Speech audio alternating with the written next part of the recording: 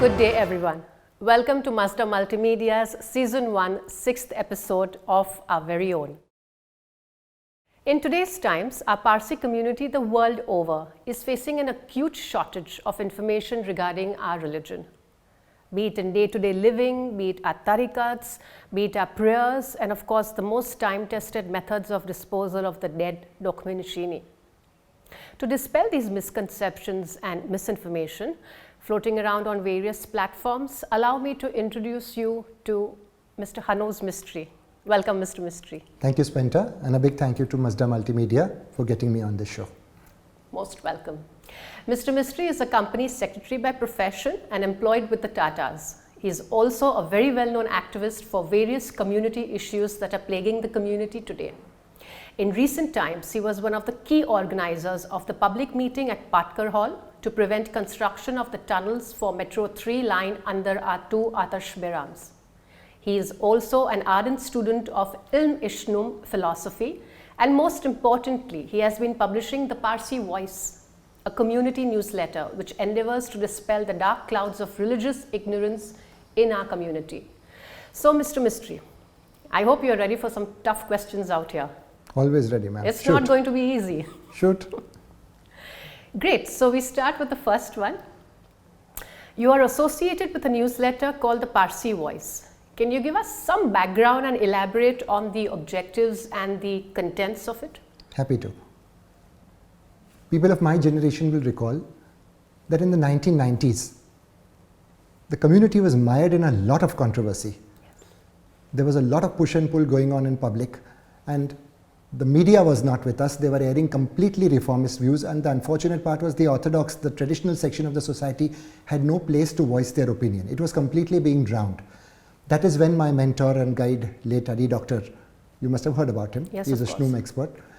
He conceptualized the need to go to public with the right amount of information, and we wanted a publication to go ahead with it. Then we thought about the old name called Parsee Voice, and a magazine which he himself was editing a few years ago in the 80s, but which had shut down because then he had moved on to a magazine called Din Parast. He was editor there also, which too had shut down.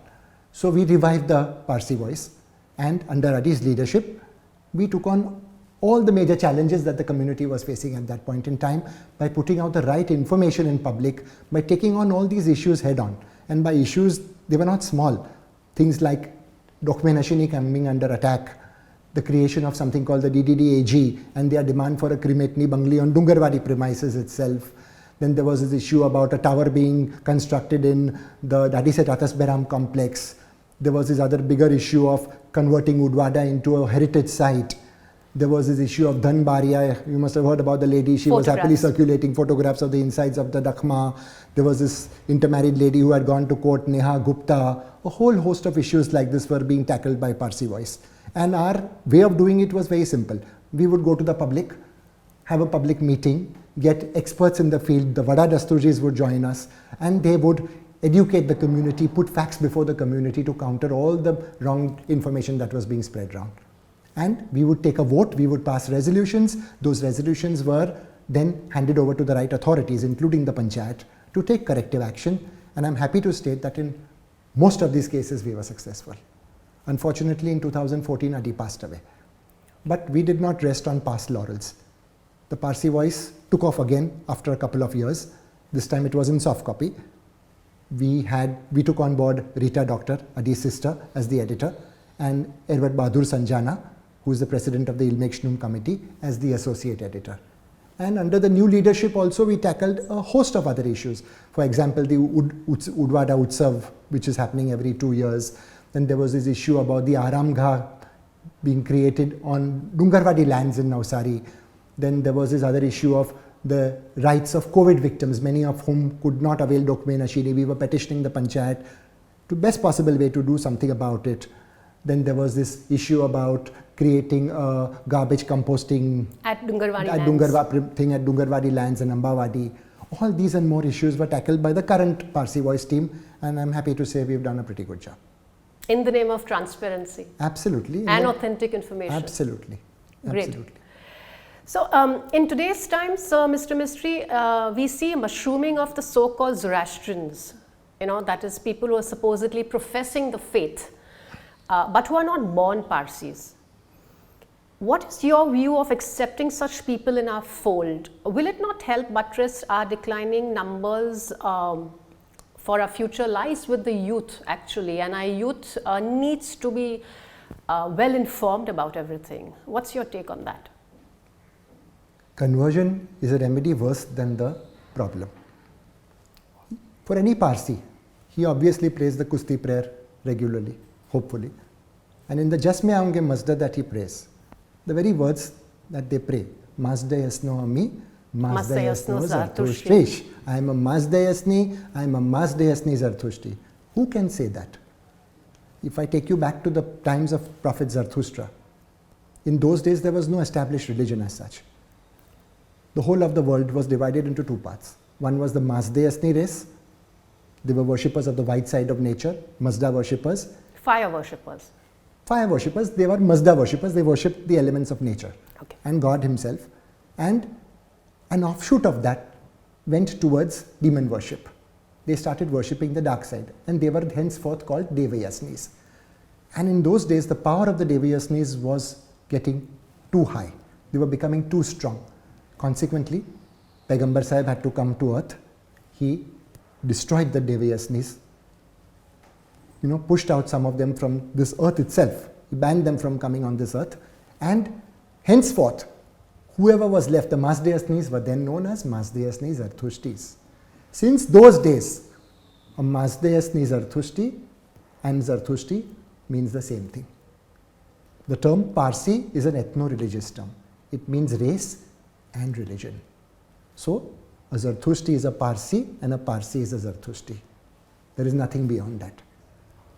Just wearing a sadro and kosti and having a fraud naujot created by an equally fraudulent priest is not going to make that person into a Parsee or a Zartushti for that matter, because they are the same terms. Okay? I hope that clears the misconceptions of a lot of people in their minds. Our religion is based on asha, righteousness, the law of truthfulness. This is nothing but deceit. Thank you for that information, Mr. Mistry. I think it has clarified a lot of doubts in people's minds. That information was very useful. But if I may ask you, what do you think about the youth on this? I think that the youth of today are very sensitive and very smart. And I'm sure they understand a small common sense point. For example, if you were to increase the number of lions, if you wanted to do that, if they were going extinct, what would you do? How would you increase numbers? You would pair one lion with another lion. You would definitely not pair a lion with a buffalo, because the offspring is not going to be a lion. This is common sense. That is exactly where conversion or intermarriage is not going to help. Tomorrow you will catch a buffalo and paint it golden and say this is a lion. That's not going to happen. Same way it works for the community. If you want to increase the number of Parsee Jarthostis, two Parsee Jarthostis only have to get married and produce offspring for them to be called Parsee Jarthostis. It's a simple common sense thing. And I have a bigger issue not with the youth but with the parents. Because, yes, with the parents, for the simple reason that this fact is not drilled into a child's consciousness right from childhood. Two things. That marriage is an essential requirement of a Zarthosti life and it is his duty. Number two, marriage for a Zarthosti is only with another Zarthosti. Anything else is religiously not considered marriage, however many papers you may go and sign in court. Canon law doesn't recognize it. So parents need to be very mindful of that. Point number two, parents are known to poke fun at themselves and the community in general. It is absurd. It is against all self-respect. You have to instill in your children a sense of pride as number one, so that they understand who they are, they appreciate who they are, and consequently they will want to increase what they appreciate and not go in for other alliances. It's very simple. There are many things that happen wrong in our community, that happen wrong in our own family. For example, intermarriages, etc., etc. Don't go about being happy about these things, attending these events, celebrating them. There's nothing to celebrate. A wrong is being caused in nature and you are celebrating. What kind of example are you going to set to your children? Tomorrow when they want to do the same thing, will you be able to stop them? They will say, no, daddy, mommy, for XYZ, તમે બહુ ખુશ થઈ ગયેલા. હવે આજે અમારે વાસ્તે કાંઈ નથી ખુશ થતા. So, please keep all that in mind when you bring up your own children. Today to blame the children and say they are wrong, it's not entirely correct. Because to some extent the blame also lies on the earlier generation for not having done the right things with their own children. But don't you think these could be a little considered as regressive thoughts and not as per modern tradition or modern thinking? Modern thinking has in some places even legalized drug taking. Is that right? Is that progressive? We need to bifurcate between being progressive and being blatantly westernized. These two things need to be bifurcated. So you do think we are going very, very Western in our Absolutely. approach? In fact, that is one of the main causes of the downfall of this community, is aping the West blindly, not taking the right things from them, but also taking in all the wrong things. Okay. That again has been a good piece of information for our community members. I hope they imbibe it. Coming to the next one, Mr. Mistry, can you please explain the rationale behind your objection towards those opting for cremation or burial? Hard one. Don't people have the right to decide how they'd like to depart from this world? No, they don't. Let me take you back a few years. In the times of Paigambar Sahib himself, all possible knowledge was put in the form of 21 volumes called Nusks, which were later codified by his disciples into books, 21 books, which contain all possible knowledge that was to exist. One of those books was called Vandidat, the Videvodat. Translated, it means the law against the demons. This book contained all possible knowledge on how to contain spiritual pollution, how to avoid it.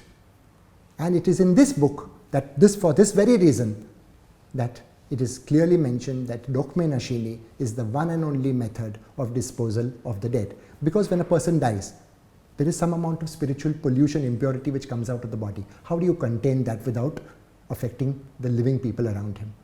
Dokme Nashini is number one, geared to do that. Number two, as you have noted and as acknowledged all over the world, it is the most ecologically friendly way of disposal, because nothing else is affected. Neither is fire affected, neither is earth affected, nothing is affected, neither are humans affected. No pollution. No pollution whatsoever. More importantly, Dokme Nashini is not just putting a body in the Dakma. A Dakma is not just a structure, a round circle created where you lay out bodies for the sun and the vultures to do the needful. The Dakma is a consecrated structure. It is a spiritual institution for the dead. In fact, it is an Atash Beram for the dead. Just as we go to our Atash Berams, a Dakma is an Atash Beram for the dead. And what happens in a Dakma is, once it is consecrated, there are magnetic fields which are activated within that Dakma. And it is these magnetic fields which ensure that the soul of the person who is put in the Dakma ends up on Chinvat on the morning of Charam. No other system achieves that. Neither burial, neither cremation. 4 days flat, you are on Chinvat. Now, do you have a choice? When your journey gets over in 4 days as compared to stretched periods in cremation and burial, besides the fact that they are extremely polluting ways of dealing with a dead body. The earth gets spoiled, the fire gets defiled. Would we want that? Would we want to go against a religious mandate? In the Vandidat, are we so smart with our three-dimensional intelligence to think that we can challenge the Vandidat and think that no, we are smarter and we want to do what we want to? In fact, that is our main challenge on the prayer hall, which we keep fighting. You keep saying that we keep challenging them. It is because of this reason. So many Zarthushti souls are being led astray there. We don't want that. We care for them. They are our brethren. And that is why we raise our voice. But in today's times of COVID, don't you think that we've had no option but to Yes. I admit there is a practical issue, and that is why Parsee Voice has been pitching with the Panchayat to do its best. I know they are between a rock and a hard place. I'm not blaming them. It's not easy to find solutions because there is also the other aspect of the Nasa Salars getting affected, etc. Yes. And we've got to be very careful. We cannot have them infected, otherwise the whole system will shut down if they are infected. But I do believe that we've got so many scholars, we've got educated high priests with us. I'm sure some way can be found out by which these unfortunate people who are now being cremated for no fault of theirs, not wanting to be, but there is no other option, that some way they can achieve Dokme Nashini. It's a real sore point with some of us, but there's nothing we can do about it. What is your opinion on the growing shortage of morbids? Since we speak about Dokme Nashini and it is my belief that the shortage of morbids is nature's reaction to the way community has treated the Mobbits. Really? Yes. There is a very old saying, Jevi dosi tevu afargan. Jeva apre teva apra Mobbit. We've not really looked after this class of people. A Mobbit plays an extremely sensitive role in a community. He is the link between the physical and the spiritual world. It's not some easy job. A Mobbit who does his job absolutely to perfection is slated to go straight to heaven. Which of us in our own professions can seek even or dream to achieve something like this? That's provided he does his job well, of course. But unfortunately, because they are not being treated well and that they are not financially so well off, many of them, that they do not encourage their own progeny to go in for morbidity in future. Everybody wants their children to be well off. Everybody wants their children to have the good things of life. Morbidity unfortunately doesn't help with that. So they are discouraged. Number two, keeping morbidity on par with other professions is not happening. Today's girls, if they want to marry, they would rather prefer an architect or a chartered accountant or maybe, let's say, an MBA, because they feel that is a profession that they would want their spouse to be in. It helps them to look up in society. Status. It's a status. There is some kind of unfortunate stigma attached to being a Mobbit that hampers them. More than that also, a Mobbit's wife needs to go through certain rigorous tarikats, practices and procedures to ensure that her husband is able to do his duty well. Not all girls are willing to take up that kind of challenge and go through that rigor in their life, even though they may be actually supporting a person who's doing a wonderful job. We need to desperately turn this thing around. Otherwise in future we will not have Mobbits worth mentioning. Once upon a time the best were being pushed into morbidity. Today it is the people who are not able to get into another profession that are being pushed towards morbidity. Consequently you are seeing the result. That's not right. And that is where this empowering Mobbits is a very important thing. And when I say empowering Mobbits, I am not referring to what is happening currently in that field. I am saying empower the Mobbit for his profession. Increase his knowledge, increase his skill sets, increase his strength to do his practices and tarikats properly. When I go to one Mobbit, when I go to Mobbit number 2, for one question I must hear the same answer from all of them. That should be the soundness and uniformity of their knowledge. I don't want one knowledge to tell me, dikra chalse, karni tu tare, badha karech, why not? Not that way. It is unfortunate that many Mobbits fall into this prey because, they get support from some source and then their whole lifestyle is dictated by the requirements of that benefactor. And then they end up doing all sorts of messes, which is not correct. But don't you think the Mobbits have been taken care of in the recent past? Yes, a lot of schemes have happened. Yes, Do you think it's moving? Do you think it is moving towards the upliftment? I don't see a qualitative improvement in the functioning of the Mobbits. Oh, really? I don't see it. Money is not necessarily helping them to do a better job at morbidity. They may be becoming better off in life. They may be progressing materially in their own personal lives. I don't see that translating into better performance in the Agyari or Atasbera. What would you suggest? As I said, empower them with Spiritual knowledge. First of all, let them understand who they are, how important their role in nature is. Let them get that pride in them. Let them feel that. They should not feel, I am born a Mobbit, so I am cursed. It's just the other thing. You are blessed. Not many people can do this job. You've been ordained by nature to be born into a Mobbit family to do this job. Please do it well. Mr. Mistry, the social media is full of reactions from the conservative section of the community, criticizing repairs and renovations of our Agyaris and Atashberams, and even the Dakmas.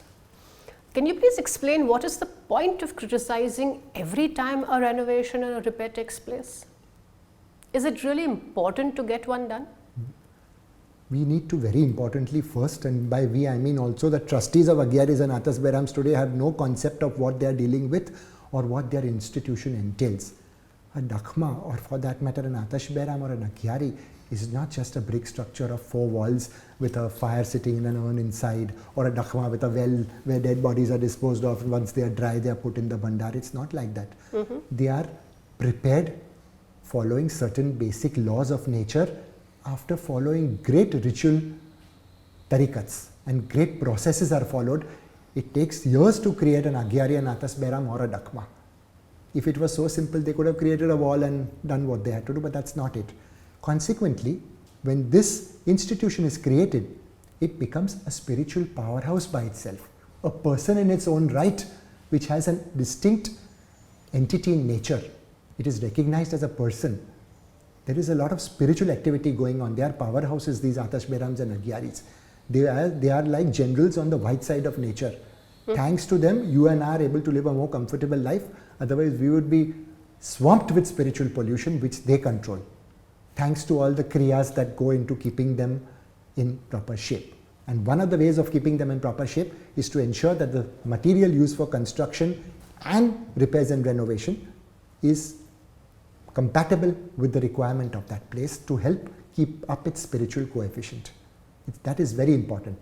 More importantly, repairs and renovation are not something to be done just because somebody draws a check for a hefty amount, with good intention of course, or maybe you want to gloss up the place and make it look more fancy and beautiful. That's not the case.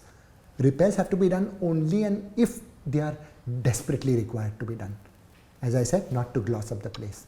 And point number 2, these repairs have to be done by Parsee Jarthostis. Any intrusion by non-Parsees in these institutions is completely detrimental to their progress. It hampers that spiritual force which is working there, and we cannot be functioning like Sheikh Childi, who normally is seen cutting the branch that he is sitting on.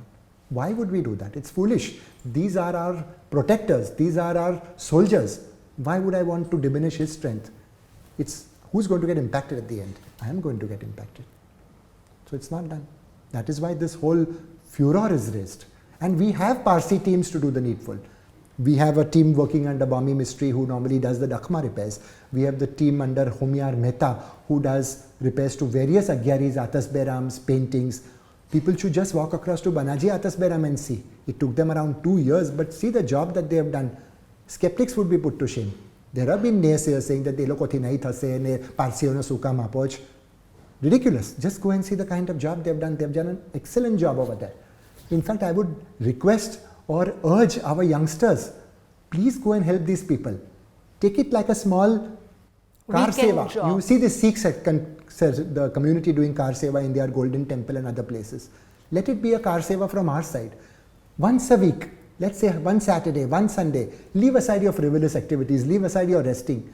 Go and do this job. Not only will you find it extremely satisfying, but you will have learned something which can be put to use in future. I have a teenager, he's part of this team with Humrigar Mehta, and you should see the amount of things that he does at home. I don't have to keep calling people from outside to patch up small things or do small things. He's there jumping up and down on one ladder with a box of paint. Daddy, why karuj? Daddy, pelu karuj. He's learnt a hell of a lot. And he's most eager to run there. He will not go with his friends or just joke around. He will go there the whole day. He will have fun with his friends later, maybe in the evening. But he will ensure that he puts in a whole day there and he comes back bubbling with enthusiasm. And more information. More information. And I do believe that the other youth should also take this up as a kind of volunteering activity in the community. Mr. Mistry, since you say that our Atash Behrams and our Agyaris are powerhouses, they've been made with a particular way. It's just not brick and mortar as you have mentioned. Don't you think such highly religious places should have a dress code? Or don't you think that nowadays, especially in the recent past, we see a lot of men and women, especially children also, not being dressed appropriately? What would your thoughts be on that? I couldn't agree with you more. The kind of conduct that today's people exhibit when they go to the Agyari or an Atash Behram is pathetic. It is nothing short of disrespect. Who is the entity sitting there? What do we call him? Atash Padshah, king. What is the respect that is due to a king? Forget this king. How would you address Queen Elizabeth? Would you just walk across to her with short pants, cargos, Bermudas, in t-shirts? Would they even allow you there? The guard would throw you out. You just talk about going to your own office. Tomorrow if you had a board meeting, what would you do? Would you go in casual clothes? Would anybody go in jeans? No way. You will go formally dressed. Then why not here? He is a spiritual king. And Atash Padshah, you end up calling him a Padshah but show him scant respect by wearing all sorts of fancy clothes and colorful clothes, and somebody is wearing shorts. I've seen people come in gym shorts, and the priests are very right sometimes in chastising people like this and saying everything nahi tha yahan. Unfortunately, they are shouted back at saying, "Tame tamaru kaam karo, ame tamune ame jo amare jawane vare mukiya ke tamaru banwanu mukiya." It is ridiculous. Or I would suggest that whenever an incident like this happens, the other people who are praying should add their voice to that of the priest and push back. You cannot come here and show disrespect to this king, because it affects all our sensibilities also. Even we are impacted. When an elder in our family is insulted by somebody, don't we all stand up and fight back and say that's not the way to deal with somebody? Then why not here? He was our king. He's here for our spiritual welfare. So why can't we stand up and speak on his behalf? It is completely wrong. In fact, in earlier times in Udwada, when the strength of the priests was there, nobody dare come in without a sari or a shawl over their heads. And today we see people just walking in and out as if it's a railway station. It is ridiculous. This has to stop. We need to understand where we are going and what we are doing. There's this mobile madness. People are on mobiles and phones. Would you dare do that in the boardroom when a board meeting is going on? Take a personal call? Or if you are talking to Prime Minister Modi, would you pick up your mobile and start talking to somebody else as if it's that important? Wouldn't you shut off your mobile? Why there? Why this disrespect to this king? It's not acceptable. We need to change. Do you think there's a Western influence even on this? Absolutely. Everything is being driven by the Western influence, by aping the West. That has been the cause of the downfall of this community since the start of the 20th century. Blindly aping the West. You won't take only the good things. You will accept all the bad things. People are moving and looking to the East for spiritualism and salvation now. We are happily looking to the West. Well, I must say, Mr. Mistry, you're a powerhouse of information. Deviating slightly from what we've been speaking so far, many Parsee Zarthoshtri's today do not know much about the knowledge and concept of Shnum. Can you please tell us what Shnum is? How did it suddenly come to light in the late 19th or the earlier 20th century, and why has it suddenly gained this momentum? The inception of Shnum is a very interesting story. Going back to the Sasani Empire, the last empire of the Zarthoshtris in Iran, it was a golden period for the religion. It was at such a peak that the Abed Sahibs and the Maghav Sahibs, who were the spiritually exalted priestly class, they were living in general society. They were part of the royal court. The king would not move an inch without talking to them on any matter. But with their powers of foresight and divinity, they foresaw the fall of Iran at the hands of the Arabs. They realized that the religion was going to be in danger. There would be no Zarthoshtri rule in Iran. These gentlemen moved out of public life slowly and steadily and moved into various retreats. A retreat is a place which is very much part of this world, but not accessible to normal human beings like you and me. They lead a very different kind of life there. These retreats are not affected by the spiritual pollution that affects us outside. That is the biggest support that they get. So they lead a life that they want to lead in that retreat. One of these retreats is somewhere near Mount Demavand in Iran. You go around looking for it, you won't find it. It's a different dimension. You must have seen the movie Narnia, The Witch and the Wardrobe. Yes. These kind of movies. Yes, These children suddenly move into a wardrobe and suddenly they are in a different world. Yes, of course. Think of it as a concept which is exactly like that. Oh, really? 1 minute you are in this world, next second you are in another world. If you cross that portal, you and I can't cross it unless they want you to. That is exactly what happened to Behram Shah Nauroji Shroff. In 1875, a youth of 17 years who had studied maybe just say 4th standard in Gujarati, was not a very bright kid, a querulous person by nature. He was drawn into this retreat, kept there for 3.5 years, and this boy of extremely average intelligence and disposition was converted into a master. Master not just of the Zoroastrian religion and its practices and its tenets, but a master of various other sciences like astronomy, astrology, palmistry, you name it, and he was a master. And not only was a master in the Zoroastrian religion, but in various other religions. Because after 3.5 years when he came out, he toured India, he took part in conferences, religious conferences of other religions, and he baffled them with the kind of knowledge that he had on their religion. Later he settled down, he got married, and he stayed in Surat for 30 years without letting on even once that he was in possession of this treasure trove of knowledge. He didn't reveal that. He didn't reveal it. only his very close associates knew it. Consequently, it was these very associates who sometime around 1905 influenced him, cajoled him, pushed him into revealing himself and his knowledge to the general community. And that is when they brought him to Bombay, where not only did he impress normal Parsees like you and me, but scholars in those days like K.R. Kama, brilliant people in their own right, who were studying religion. They were floored by what he knew. They realized, they were scholars, so they realized that this man had something much more than they themselves could ever manage. And he was happy to put forth whatever he could before them. They absorbed a lot of it, cleared a lot of cobwebs. It is this knowledge that he got from these Abed Sahibs of Dimavan, which is known as Zarthoshti Ilmek Shnum. Ilm means knowledge. It's an Arabic word for knowledge. Shnum means something which gives you inner happiness.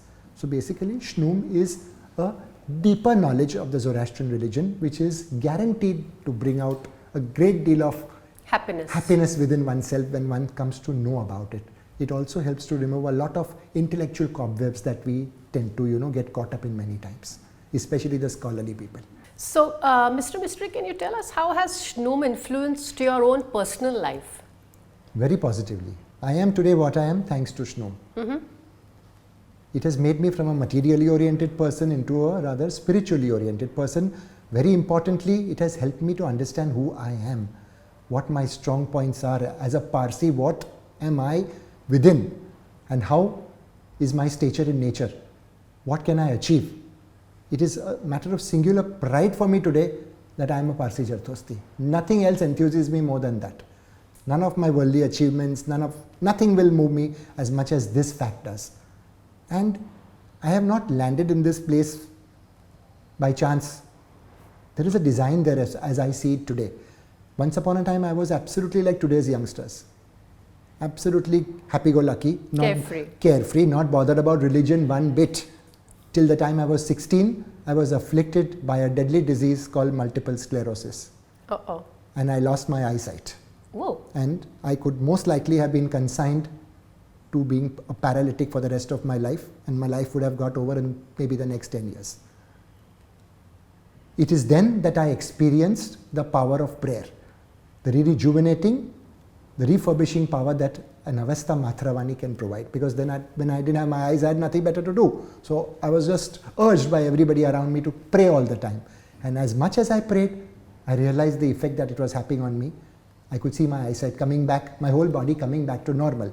In fact, as my doctors told me, you are one of those very rare cases who has escaped the ill effects of this disease. And I thank him for bringing me there. And as I see it now, it didn't happen by chance.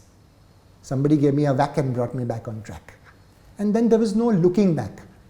When I was praying, people heard about it, and then people started questioning me, "Tu atlu badu banesh to tariqat ka nahi follow karto." Do certain more practices, more procedures that are required to be done by a Zarthosti, which none of us mostly does. Topi pervanu saru kar. Somebody gave me an explanation one evening. I had gone to a wedding and I was talking to somebody, and that gentleman said, "Dikra, tu atlu badu banesh to matho kai nathi ban rakto." He explained to me the good effects of wearing a cap. As a rational and a very pragmatic and practical person who I am, it registered very well with me. I said, why not? Why should I not do something which is useful for me? I started wearing a cap. And with the grace of God, I have never faced any opposition either in my office or in my house for that. In fact, others started wearing the cap thanks to me. And when people saw me wearing the cap, it was people Shnumis. I didn't know who Shnumis were then. They realized that this boy is onto something. So they spoke to me and came to know what I was all about. And then they said, why don't you come with us and listen to more of this knowledge if you are interested. And then there is this old saying, when a student is ready, a master comes. So it was a very gradual process. And I met Mr. Adi Doctor. He saw that spark in me and the two of us vibed. And he took me under his wing. He taught me all that is I know today about religion. He was not the only one, of course. I attended classes of other people also and learnt a lot about the religion from them. But this is nature's way of pushing you towards it. So nobody can go to Shnum. Shnum comes to you. That is what Shnum is. It basically is something that is in your karma. It comes to you automatically when you are ready for it. Intellectually ready, emotionally ready, and spiritually ready. May I ask, if that is the case, then why has Shnum not got the imagination of the average Zarathustri? Yes, How is it different from what most believe to be classical or mainstream Zoroastrianism? It is a misconception that people have been harboring, maybe because of, let's say, some of it is intellectual dishonesty, some of it is maybe not willing to accept something new. Shnum is mainstream Zoroastrianism. It is not something different from that. It is a deeper understanding of the Zoroastrian religion. It is the esoteric side. It is mysticism. Islam has Sufism. Judaism has its Kabbalah. They are all the esoteric side of that religion. Shnum is esotericism of the Zoroastrian religion. It is not something alien. It is not, we are not cultist. But for those who are interested in going into the deeper reasons, Shnum is always there. So, would it be right to say that Shnum forms the very basis of our religion? It is the religion. It is not different. There is nothing. Shnum is just a word. In fact, you will find the word Shnum in the Gathas twice. For those who pray the Gathas, they will know that they find the word there. So it is not alien. It is just the Zoroastrian religion itself. It's just a deeper form. That's all.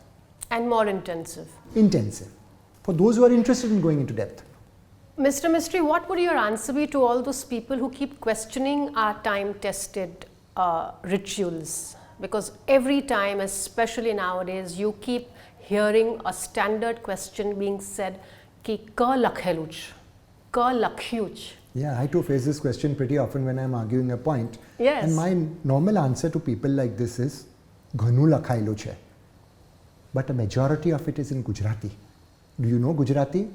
Then everybody nods their head. That is exactly the point. Please learn Gujarati and then the doors will open. And okay, you don't want to learn Gujarati, fine. There is enough and more even in the English language that is available. There are traditional websites for today's youngsters who don't want to keep looking at books and who are very savvy on the internet. There are websites like freshogat.com, which is a virtual encyclopedia of Shnum. Then there is traditional Zoroastrianism.com. There are, besides Parsee Voice, there are so many other magazines. There is Parsee Awaz, which is being still printed. In the earlier versions, there was Dini Awaz and Parsee Pukar, storehouses of information. As far away as California, there is a lady called Sillu Mehta who is publishing a magazine called Mazda Asni Connection. There is a lady in Canada, Havavi Tarapur, who produces a magazine called Simply Din. Just read these magazines. You people who are savvy on Facebook, there are Facebook sites which Parsee Dani Din Paras Zarthosti is run by my friend Beram Dhabar. Excellent portals for getting whatever information you want. Believe me, one lifetime is less for enough for all this. There is so much and more out there. You just need to be inclined towards it. Start asking questions. Go there. You'll get everything possible. So I guess we finally got the answer of the question ka lakhyuch. I think yes. Ghane bodu lakhaluch, and it's just the inclination of the individual to go Absolutely. that path and read it. Absolutely. Where do you think we got it from? We got it, no? Yeah. Ustad Sahib's disciples have written more than 30,000 pages. A lot of it is still unprinted. We keep saying, "Kaun lakhyuch atlu bhi nathi vanchayo." Wow. Coming back to a slightly personal question, if you don't mind. You've balanced a very successful corporate career and decades of study of Shnumic literature and Zoroastrianism as well. Besides, of course, being a part of Parsee Voice. How do you find the time to balance all these heavy things? Good question. It's a heavy load on me, but somewhere I believe he helps me. And my blessings of my late mentor, Adi Doctor, are always with me. But a lot of help, of course, comes from various quarters. The first is my wife. She is extremely good at balancing every possible aspect of life which I will not be able to handle. Supportive. Supportive. The home front is completely taken care of by her. And not only that, but she is also my eyes and ears in the community. Coming to my other activities in Parsee Voice, etc., my editor Rita Doctor, my associate editor Bahadur Sanjana, pillars of strength, my Parsee Voice readers who have been with me through the times when Adi Uncle has been there. I've got almost 2,500 to 3,000 people who I send the Parsee Voice to on soft copy. Then I have a whole host of well-wishers and supporters who are completely unquestioning and unflinching in their faith. And of course, I have very good friends. One of my close confidants and supporters, Kushnur Vikaji, a person I bounce off various things with, Edward Marisban Hathiram. I mentioned fashogar.com earlier. It is his site, and he's a virtual encyclopedia on Shnoom. Whenever I have anything, I turn to him. Mr. Behram Dhabar that I spoke about, he runs this website, and he's a priest, Ervache. And plus, he's very, very immersed in Shnoom. So whatever I need information, these are the people who ferret it out from me from various books, etc. Because even my Gujarati is quite questionable. Okay. Then I have other people like Sillu Mehta I mentioned, Havovi Tarapur, a real benchmark in sobriety and politeness and how to deal with issues and things. There is one more couple who I definitely need to thank for all their unstinted support to Parsee Voice over the years. And that is Anaita and Yazdi Desai. A lot of learning comes from these people, and I'm really honored that they are part of my life. That's how I become successful. Nothing on my own. I claim no credit on my own, honestly. That's being very, very humble. Mr. Mistry, thank you for all this information that you've shared with us. I'm sure there's much more to Shnoom than what you have just mentioned. We've just kind of skimmed the surface of it. But at conclusion, I would say, any words of wisdom or message to the Parsee community? I'm too small a person to give any words of wisdom, but I would definitely like to draw the community's attention to one message which was passed on by none less than the Abed Sahibs of Demavand to the community through Behram Shah Shroff. And that message was, ask the community to follow the religion of their ancestors as it is. Please practice all your tariqats and all the traditions that are there as they should be. Keep faith in your Avesta Mathravani and keep faith in Dada Raura Mazda and Pegambar Zarthustra. If you do all this, you will be able to sail very successfully through the tumultuous times that you are living in. So ladies and gentlemen, these are not words which are to be taken lightly. They have come not from me or any other mortal, they have come straight from Demavand, from the Abed Sahibs who inhabit Demavand. But from my side, since you asked me, I would definitely like to make a request to the community. We need to build in ourselves a great pride for what we are, in our roots, in our heritage. We need to understand where we come from. We are the progeny of one of the most benevolent race of people who has inhabited this earth.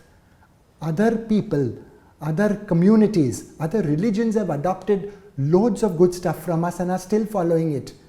I don't understand why we can't do it, why we are willing to sacrifice everything in the name of westernization. There are certain things which have made us great. So my message is, don't look away from all those things, your own religious tenets, practices, principles, whatever has made you great today, keep following that. It is not for anything that we've left Iran and run here. We could have easily stayed with the Arabs, supported them, converted, kept our material wealth and prospered, and nothing would have happened. But they never gave importance to material wealth. They gave importance to spiritual wealth. And to protect and preserve our religion for posterity so that you and I could continue to be proud Parsees, they sacrificed everything and they landed in India about 1,400 years ago. Okay? So let us not disrespect that sacrifice that they have made, and let us build pride in ourselves. Point number 2. Ustad Sahib in turn had given a message to one of his disciples, Jahangirji Chiniwala, who was an advocate by profession. He told him, make sure that the Parsee communities follows tariqats, because the moment they do not follow their tariqats, which are our spiritual practices and procedures, they will cease to be having Parsee-panu in them. And how prophetic those words are. Where is the Parsee-panu in this community today? Zero. Having done suck. Yes, that is the unfortunate belief of being Parsee-panu. Having good thoughts, good words, good deeds, nothing else. Having dhansak, charidano poro khavano, cracking body jokes on our own selves. That is not Parsee-panu. It's being stupid. Okay, we have qualities like integrity, honesty. Parsee-panu is much more even than that. Parsee-panu means dedicating each and every thought and word and action on our part to Dada Raura Mazda. Every Zarthosti behavior and thought process you bring it into your life and integrate it into your life. That is Parsee Panu. The more you hold that up, the more you will flourish and the more the community will prosper and go ahead in life. That is my main message to everybody. Don't give up this Parsee Panu. It has made you what you are today. And as a final warning from Ustad Sahib to the community, to all those people who disparage our time-tested practices, principles, tenets, laugh at them, keep saying, call accused, tame to addar badhu hawa mathi karo ch. This sage, this saintly man, Ustad Sahib, had one thing to say. Aje je loko hasi hasine din dushmani કરે છે, તે કાલે રરી રરીને ભોગવશે. So please beware, all those who mock our time-tested customs and traditions, beware of what fate awaits you. Thank you. And on that very positive note, I must thank you very, very much for sparing your time for this wonderful episode. Thank you. And I hope our community has been enlightened. I hope they've got their answers to the most basic questions. And above all, I hope that they continue to do what is right. Thank you very much, Mazda Multimedia. Thank you, Hanoz Mistry. My thanks to Mazda Multimedia also for getting me on this episode and allowing me to talk, which not many people let me do. Thank you. Thank you very much. This is your host Spenta from Mazda Multimedia. Do tune in to our next episode.